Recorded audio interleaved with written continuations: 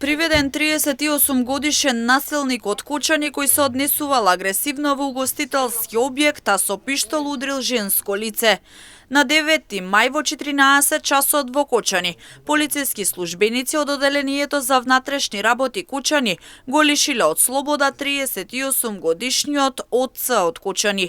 Тој се сомничи дека околу 12 часот и 30 минути во угостителски објект во Кочани се однесувал агресивно и со пиштол удрил едно женско лице. Подоцна при претрез во неговиот дом и неговото возило Ауди, извршен со судска наредба, биле пронајдени одземени пиштол калибар 7,65 мм, 25 куршуми и лисици за врзување.